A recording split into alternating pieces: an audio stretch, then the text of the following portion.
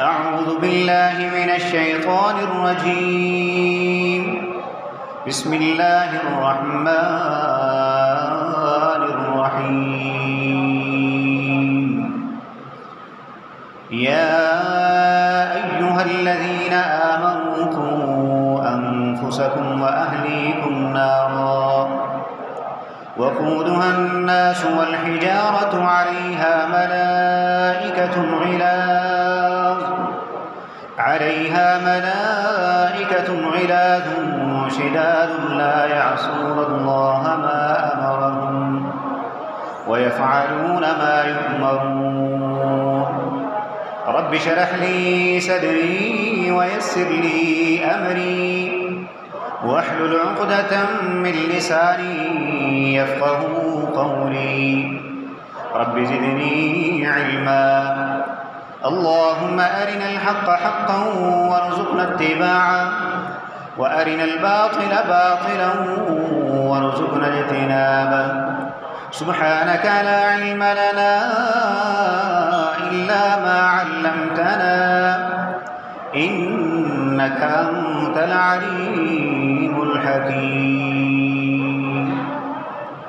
ہر قسم کی حمد و ثنا عظمت و کبریائی بزرگی اور بڑائی اللہ رب العزت کے لیے ہے جو تمام جہانوں کا خالق مالک و رازق ہے، اور انگن بے حد و حساب لا تعداد درود و سلام سید الانبیاء والمرسلین خاتم النبیین محمد رسول اللہ صلی اللہ علیہ وسلم کی ذات اقدس پر، جنہوں نے انتھک محنتوں اور کوششوں کے ساتھ اس دین حنیف کو ہم تک پہنچایا، اور کروڑہا رحمتیں ہوں صحابہ کرام، تابعین نظام اور تبع تابعین اور سب صالحین پر کہ جنہوں نے اپنے خون سے اس دین حنیف کی آبیاری کی۔ محترم سامعین کرام، جس دور سے ہم گزر رہے ہیں یقیناً یہ بڑا فتنوں والا دور ہے۔ اللہ کے نبی صلی اللہ علیہ وسلم نے اس دور کے بارے میں پیشین گوئی کرتے ہوئے فرمایا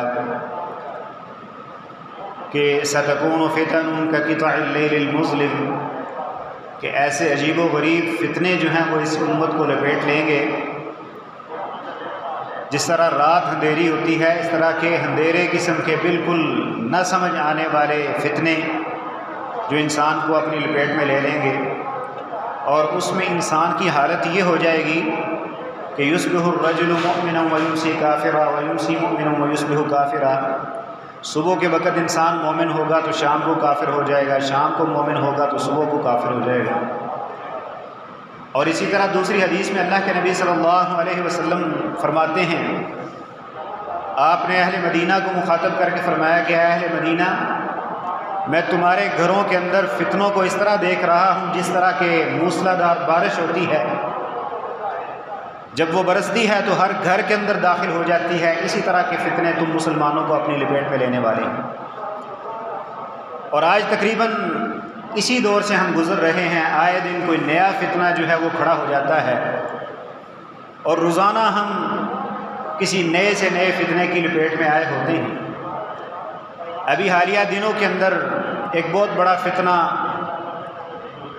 جو ایک گھریلو تشدد کی روک تھام کے حوالے سے ایک بل منظور کیا گیا، باقاعدہ پاکستان کی پارلیمنٹ کے اندر، اور اس کے اندر ایسی ایسی شکیں جو کہ بالکل اسلام کے خلاف ہیں، جن کا دور دور تک اسلام کے ساتھ کوئی تعلق نہیں، بلکہ صرف اسلام کی مخالف ہی نہیں، امت مسلمہ کی جو نئی نسل ہے اس کی تباہی اور بربادی کے اقدامات ہیں۔ یقیناً اس بل کے اندر بہت سی اچھی شکیں بھی ہیں، لیکن ہمیشہ جو فتنہ پرداز لوگ ہوتے ہیں، جو مشنری طور پر کام کرنے والے لوگ ہوتے ہیں، وہ اسی طرح کام کرتے ہیں کہ زیادہ تر ایسی چیزیں ڈال دیتے ہیں کہ جس کو عوام لوگ پسند کرتے ہیں، اور بیچ میں اپنے مقاصد وہ پورے کرتے ہیں۔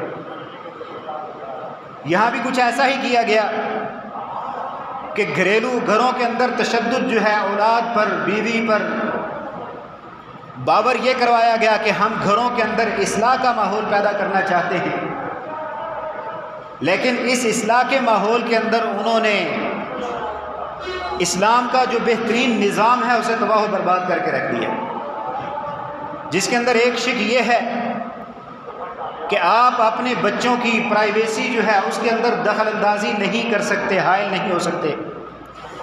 یعنی بچوں کی جو زندگی ہے، ان کی جو اپنی فری لائف ہے، اس کے اندر تم کسی قسم کی بھی دخل اندازی نہیں کر سکتے.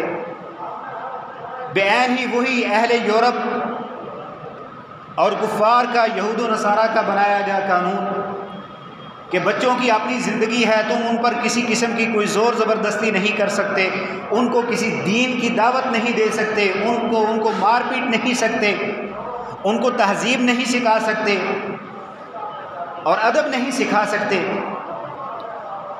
ایک شک یہ ہے کہ بچوں کی پرائیویسی کے اندر تم دخل اندازی نہیں کر سکتے، اور دوسری شک یہ ہے کہ بچوں پر تم شک اور شبہ کا اظہار نہیں کر سکتے. اگر تم اپنے بچوں پر شک کرو گے اور بچہ شکایت کر دے گا، تم مجرم ہو، تمہیں سزا ملے گی. اور اسی طرح ایک نئی شک جو ہے وہ متعارف کروائی گئی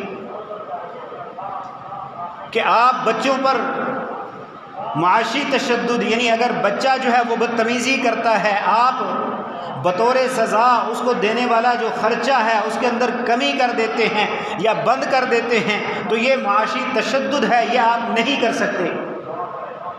اس کو بھی جرم قرار دے دیا گیا. اسی طرح بچے پر آپ جذباتی تشدد، زبانی تشدد، یعنی آپ زبان سے اس کو سمجھا نہیں سکتے. آپ کا بچہ جو چاہے کرے، اس کے لیے آزادی ہے، آپ اس پر کسی قسم کی کوئی قدغن نہیں لگا سکتے، مذہبی رہنمائی نہیں کر سکتے، آپ اس کو دین نہیں سکھا سکتے. اور پھر اسی طرح کچھ شکیں جو ہیں وہ بیویوں کے حوالے سے کہ آپ دوسری شادی جو ہے اس کے حوالے سے گھر کے اندر بات چیت نہیں کر سکتے، دوسری شادی نہیں کر سکتے. اسی طرح ایک شک یہ ہے کہ آپ طلاق نہیں دے سکتے، طلاق کی بات چیت نہیں کر سکتے. حتیٰ کہ بیوی کے ساتھ غصے کے ساتھ بات کرنا، اونچے لہجے کے اندر اونچی آواز کے ساتھ بات کرنا، یہ سارے کے سارے جرائم ہیں، اور اگر کوئی آدمی اس کا مرتکب ہوگا تو اسے سزا ملے گی. جبکہ اسلام ہمیں کیا کہتا ہے؟ ہمارے لیے، حالانکہ آئین پاکستان کے اندر بھی جو سپریم لا ہے اس کے اندر یہ شک موجود ہے کہ پاکستان کے اندر وہی قانون قانونی حیثیت سے نافذ ہوگا جو قرآن اور حدیث کے مطابق ہوگا. جو چیز قرآن اور حدیث کے مطابق نہیں ہوگی اسے قانون تصور نہیں کیا جائے گا. یہ باقاعدہ پاکستان کے لا کے اندر اسے قانونی حیثیت شامل ہے. لیکن اس کے باوجود ایسے بدھو بجھکڑ قسم کے لوگ پارلیمنٹ کے اندر بیٹھے ہوئے ہیں. حیرانگی ہوتی ہے کہ جن کو اسلام کے بنیادی مسائل کا پتہ نہیں ہے. اسلام کے بنیادی مسائل تو دور کی بات ہے، ہم جو باقاعدہ ایک قوم ہیں، ہماری تہذیب، ہمارا تمدن، ہماری ثقافت، ہمارے علاقے کے جو رسوم و رواج ہیں ان کے بارے میں ان کو علم نہیں ہے. پوری طرح کوشش یہ کی جا رہی ہے کہ ہم اپنی قوم کو اہل یورپ کا لباس پہنا دیں، اگر نہیں پہن سکتے تو زبردستی پہنائیں، ان کو یورپی بنا دیں. اللہ کے نبی صلی اللہ علیہ وسلم کی اس حدیث کا مصداق بنتے ہوئے کہ اللہ کے نبی صلی اللہ علیہ وسلم نے فرمایا لَتَتَّبِعُنَّ سُنَنَ مَنْ كَانَ قَبْلَكُمْ، کہ تم ضرور اپنے سے پہلی قومیں جو ہیں، پہلی امتیں جو ہیں ان کی پیروی کرنے لگو گے. حتیٰ کہ اگر جس طرح ایک بارش دوسری بارش کے برابر ہوتی ہے، ایک جوتا دوسرے جوتے کے برابر ہوتا ہے، ان کے اندر کسی قسم کا کوئی فرق نہیں ہوتا، اور اسی طرح تم جو ہے وہ ان کے برابر ہو جاؤ گے. اگر وہ کسی گندے جانور کے سوراخ کے اندر، اس کی بل کے اندر داخل ہوں گے تو تم بھی ان کی پیروی کرتے ہوئے داخل ہوگے، حالانکہ وہاں سے تمہیں کچھ حاصل ہونے والا نہیں ہوگا.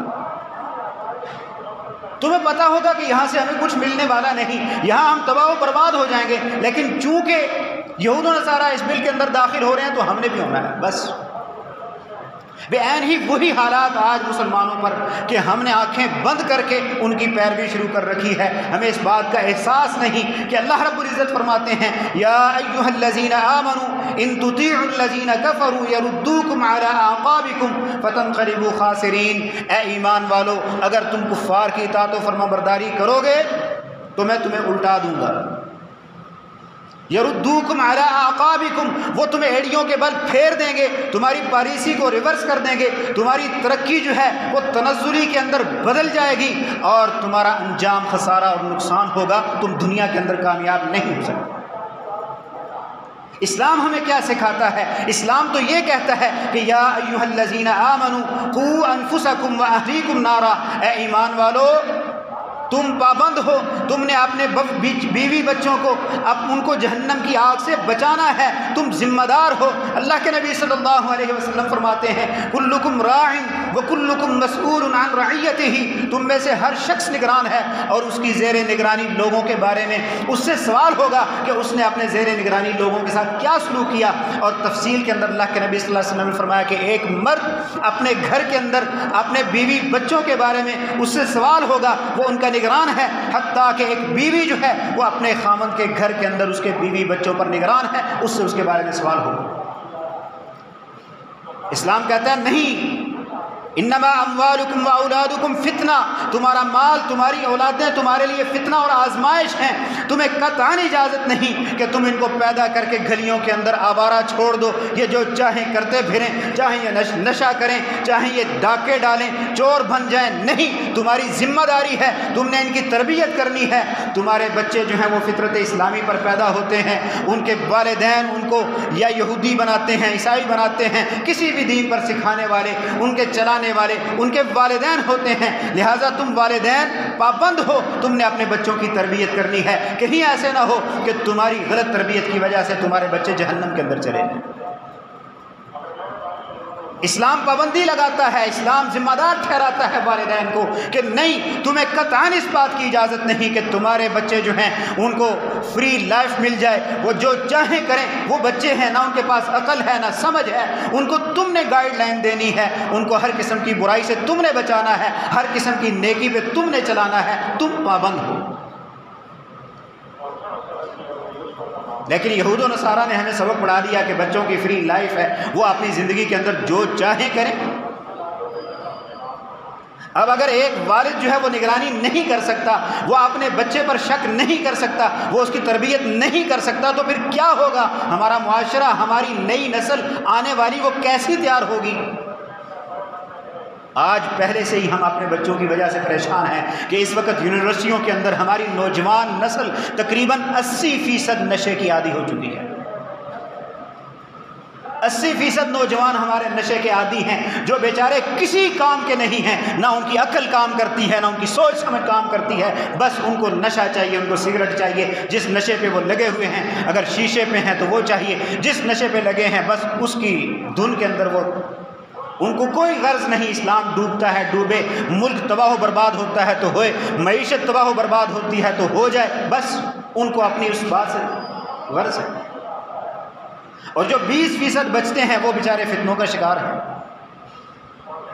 ان میں سے کوئی پیروں مریدوں کے پیچھے لگا ہوا ہے، کسی کی کوئی حالت ہے، کسی کی کوئی حالت ہے، یعنی ہم نے اپنی پوری نوجوان نسل جو ہے وہ اپنے ہاتھوں سے تباہ و برباد کر دی ہے، اور دشمن جو ہے وہ خوش ہے کہ ان کی نوجوان نسل تباہ و برباد ہو چکی ہے، اب ہم جس طرح چاہیں ان کو رگڑا لگائیں گے۔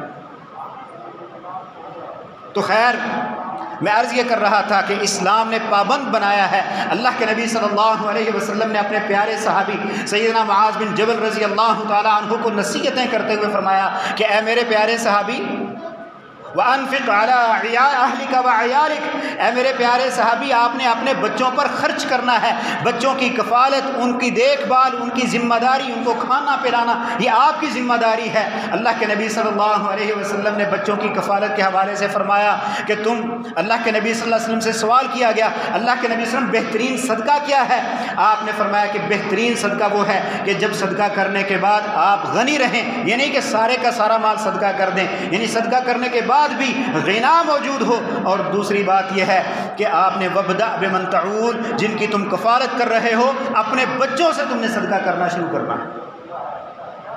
اور اگلی بات کیا ہے؟ وَأَخْفِهِمْ فِي اللَّهِ، ان کے بارے میں اللہ رب العزت سے ڈرنا ہے کہ اللہ رب العزت نے تمہاری ذمہ داری لگائی ہے، قیامت کے دن اللہ رب العزت تم سے سوال کرے گا کہ میں نے جو بچے تمہیں عطا کیے تھے ان کی ذمہ داری، ان کی تربیت، ان کی اصلاح کرنے میں تو نے کتنا کردار ادا کیا ہے۔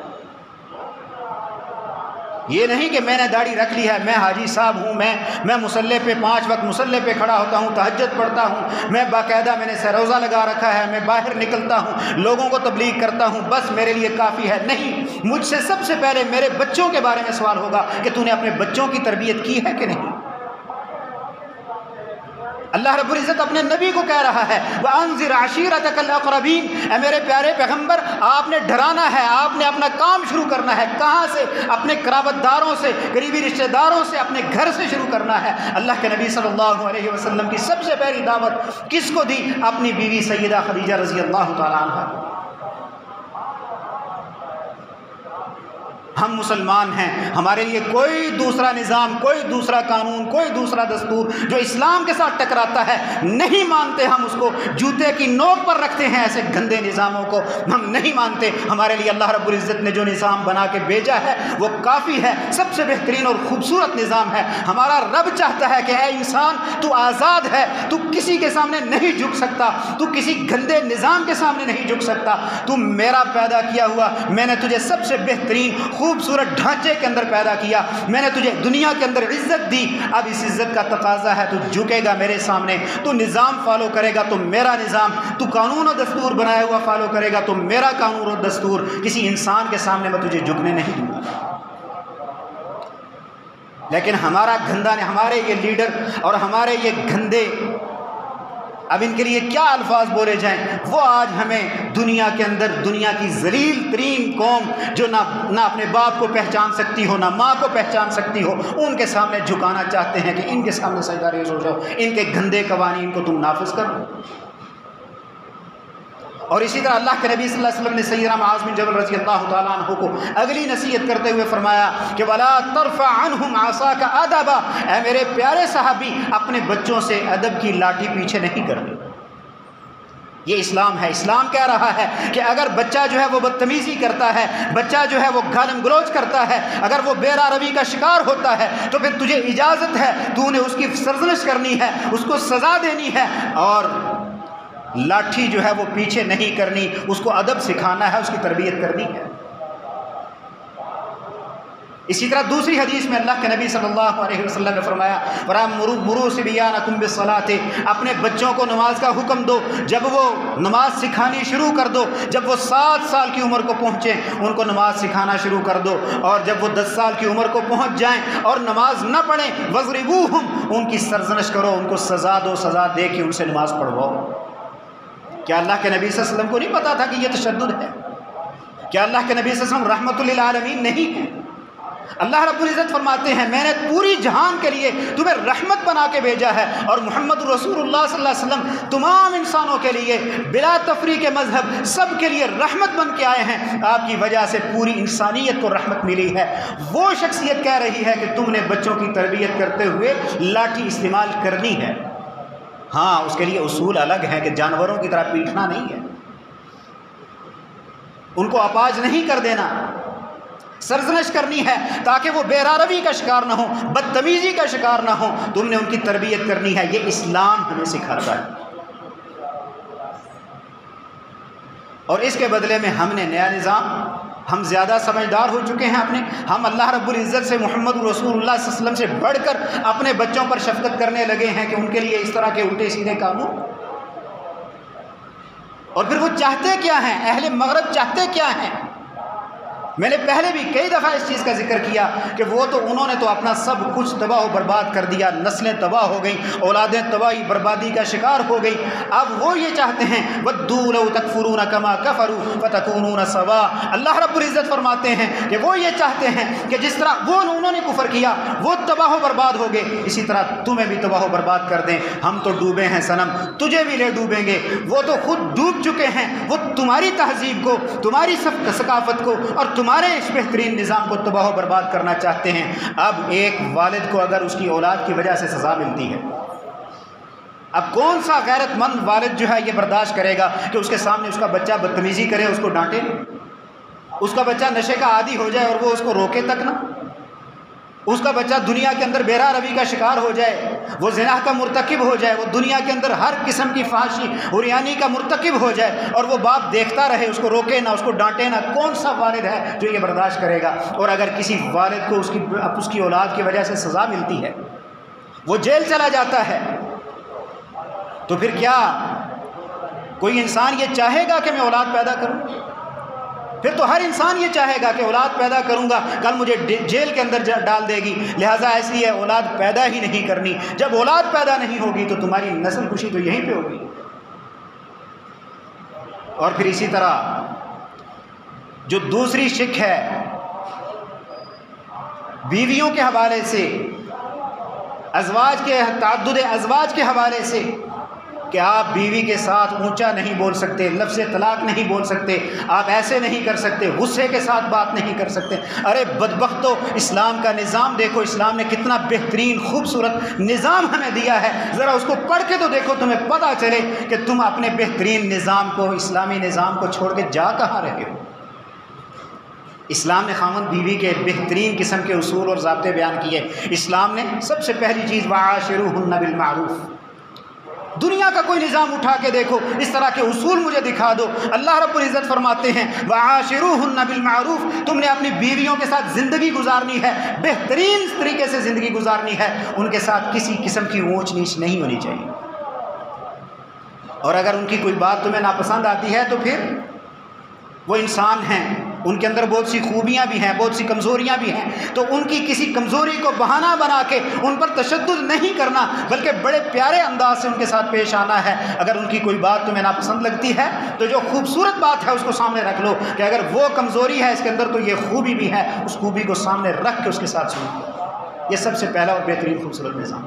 اور محمد رسول اللہ صلی اللہ علیہ وسلم کی زندگی دیکھیں، اللہ کے نبی صلی اللہ علیہ وسلم نے فرمایا لوگو، تم میں سے سب سے بہترین اخلاق کا مالک احسنکم اخلاقا، تم میں سے سب سے بہترین اخلاق کا مالک وہ شخص ہے جو اپنے اہل و عیال کے ساتھ اچھے طریقے سے رہتا ہے۔ بلکہ دوسری حدیث میں فرمایا خیرکم خیرکم لأہلہ، تم میں سے بہترین شخص وہ ہے جو اپنے اہل و عیال کے لیے بہتر ہے، وأنا خیر لأہلی، اور میں اپنے اہل و عیال کے لیے بہترین ہوں۔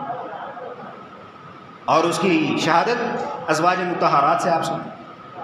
سیدہ عائشہ رضی اللہ تعالیٰ عنہ طاہرہ مطہرہ فرماتی ہیں، کہتی ہیں کہ جب میری شادی ہوئی میں بہت چھوٹی عمر کی تھی، 9 سال کی عمر میں رخصتی ہو گئی، تو اللہ کے نبی صلی اللہ علیہ وسلم رات کو باہر نکلتے تھے اور مجھے بھی ساتھ لے کے نکلتے تھے، اور ہم دوڑ لگایا کرتے تھے آپس میں، ایک دوسرے کے ساتھ ریس، محبت اتنی تھی کہ ایک دوسرے کے ساتھ مقابلہ کیا کرتے تھے۔ اور جب ہم باہر نکلتے تھے مقابلہ کرتے تھے، میں ظاہر ہے میں چھوٹی تھی اور اللہ کے نبی صلی اللہ علیہ وسلم سے دوڑ کے اندر، ریس کے اندر آگے نکل جایا کرتی تھی، اور پھر کچھ عرصہ گزرا، میرا جسم جو ہے وہ بوجھل ہو گیا، میں اللہ کے نبی صلی اللہ علیہ وسلم سے پیچھے رہ جایا کرتی تھی۔ اللہ کے نبی صلی اللہ علیہ وسلم فرماتے ہیں وہ جو تم پہلے مجھ سے آگے نکل جایا کرتی تھی نا، اس کے بدلے میں آج میں تم سے آگے نکل گئی۔